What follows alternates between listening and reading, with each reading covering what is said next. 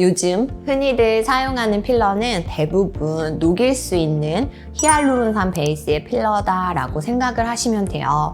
그러면 안전한 필러 시술에 대해서 가장 중요한 요소는 무엇일까요? 오늘은 동네 의사 언니처럼 이해하기 쉽게 말씀드려 볼까 해요. 안녕하세요. 메이필 클리닉 대표원장 손음입니다. 오늘은 지난달에 있었던 뷰티 클래스를 마친 소감? 후기를 한번 얘기 나눠볼까 하는데요.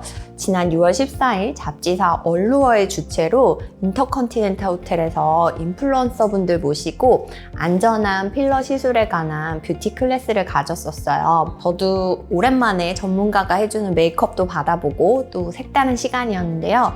저는 이제 큰 병원에 오래 있었다 보니까 의대생들이나 동료 의사들 대상의 강의는 많이 해봤지만 소비자 대상의 강의는 처음이라서 저도 엄청 떨리고 어색했던 것 같아요. 네, 뷰티 클래스를 마치고 나서 가장 인상적이었던 부분은 강의 마무리에 있었던 Q&A 시간인데요. 미용에 관심이 많은 여자들이 모인 만큼 친한 언니한테 질문하는 것처럼 평소에 궁금했던 것들 다 물어보셔도 좋다고 했더니 다들 눈이 반짝반짝 하시면서 저도 참 즐거운 시간이었어요. 시간이 한정되어 있어서 대답을 완벽하게 못 해드린 것도 있고 또 같은 소비자로서 저희 구독자분들도 궁금해 하실 것 같아서 그날 있었던 몇 가지들만 공유를 해볼까 해요. 제가 직접 소비자들을 만나면서 느낀 것이 의사들과 소비자들 간의 간격이 참 크구나였어요. 어찌 보면 지금까지 서로 의사소통이 잘 되고 있지 않았던 게 아닌가 하는 생각도 들더라고요. 지금까지 저희 유튜브 영상에서 나름 쉽게 설명을 해드리려고 노력은 했었으나 의학적인 설명들이 크게 와닿지 않으셨을 수도 있구나라는 생각이 들었고요. 그래서 오늘은 동네 의사 언니처럼 의학적인 설명보다는 이해하기 쉽게 편하게 말씀드려 볼까 해요. 요즘 흔히들 사용하는 필러는 대부분 녹일 수 있는 히알루론산 베이스의 필러다라고 생각을 하시면 돼요. 우리 몸에서 서서히 흡수돼서 사라지고 정말 마음에 안 드는 경우에는 녹여서 없앨 수도 있다는 것이 가장 큰 장점이라서 최근에 많이 선호되는 시술이죠. 지금부터 제가 말씀드리는 내용은 히알루론산 베이스의 필러를 기준이라는 점 미리 말씀드리면서 이야기를 시작해 볼게요. 그러면 강의의 주제였던 안전한 필러 시술에 대해서 가장 중요한 요소는 무엇일까요? 네, 당연히 나와 소통이 잘 되는 숙련된 의료진에게 시술을 받는 것은 말할 필요도 없을 것이고 FDA나 KFDA 등 인증된 기관에서 승인을 받은 필러가 좋을 테고요. 또 시술을 받을 소비자도 필러에 대한 공부가 필요하겠죠. 필러를 맞기 전에 내가 공부까지 해야 되나요? 라고 물으시더라고요. 여기서 제가 드리는 팁은 오랫동안 생산 또는 소비되어 온 필러를 시술하시라고 말씀을 드려요. 의사도 시술을 받는 환자도 모든 필러를 다 경험해 볼 수는 없잖아요.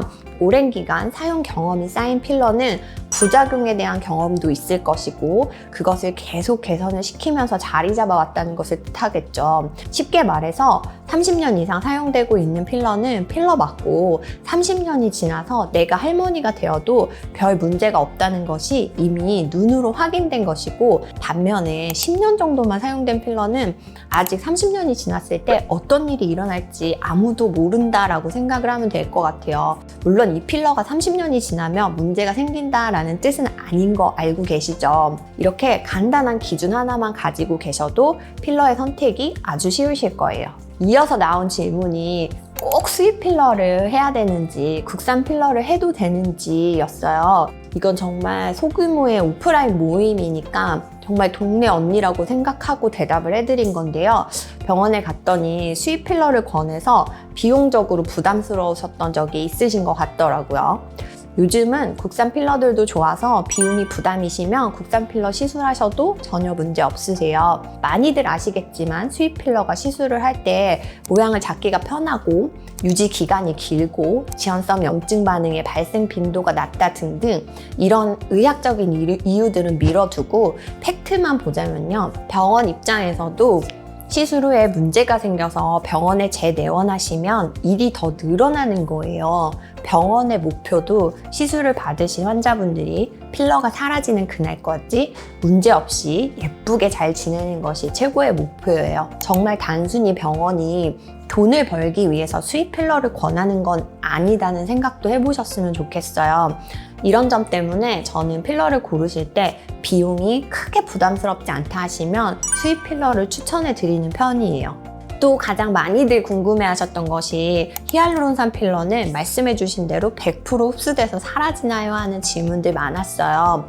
저는 필러 시술 후에 시간이 한참 지났고 만져보면 필러 같은 것이 만져지지는 않는 것 같은데 예전 얼굴로 완전히 돌아온 것 같진 않아요 하는 질문하신 분이 있었어요. 참 대답하기 어려운 질문이기는 해요. 이론적으로 말씀드리면 히알루론산 필러는 자연적으로 흡수되어 사라지는 것은 맞아요. 그래서 덩어리로 만져지는 게 없다 하면 다 흡수되어 사라졌구나 라고 생각하셔도 무방해요. 필러 시술을 하고 2주 정도가 지나면 필러가 내 조직에 막 엉겨 붙으면서 자리를 잡게 돼요. 필러가 흡수돼서 사라지더라도 이런 조직 반응은 그대로 남게 되니까 100% 예전 얼굴로 돌아가지 않았다고 느끼셨을 것 같아요. 쉽게 설명을 드려보면 하얀색의 종이컵에 커피를 한 잔 따라서 마셨다고 생각을 해볼게요. 커피를 다 마셨다고 종이컵이 다시 예전에 새 종이컵으로 돌아가지 않는 것과 같다라고 설명을 드리면 이해하기 훨씬 쉬우실 거예요. 필러를 맞고 오래된 경우 다시 필러 시술을 하고 싶은데 기존의 필러는 녹여야 되나요? 하는 질문들 많이들 주셨어요. 기존에 필러를 맞은 부위가 별다른 문제 없이 잘 유지가 되고 있다면 굳이 필러를 녹이실 필요 없이 재시술 가능하세요. 이때 주의할 것은 기존에 시술받은 필러가 뭔지 잘 기억을 해두셨다가 같은 종류의 필러로 시술하는 것이 가장 안전하고 예쁜 결과를 낼 수 있어요. 이 세 가지 정도가 그날 대부분의 인플루언서 분들이 질문 주셨던 내용을 요약을 해본 거예요. 어려운 말은 없었죠. 최대한 쉽게 설명을 드리려고 노력을 해봤어요. 이번 강의를 통해서 앞으로 메이필 클리닉의 유튜브의 방향은 좀 더 쉽고 좀 더 친근하게로 잡게 된 소중한 시간이었던 것 같아요. 최근의 시술 트렌드는 내추럴 뷰티예요. 내가 가진 모습을 크게 변화시키지 않으면서 단점은 보완하고 자연스럽게 예뻐지는 것이 트렌드죠. 그 트렌드에 가장 잘 맞는 시술이 필러라고 생각은 하는데요. 다들 더글로리 보셨죠? 시침이 뚝이 가능한 낭만적인 필러 시술이에요. 필러 시술 고려하시고 계신다면 안전한 필러 고르셔서 예쁘게 시술 받으시면 좋겠네요.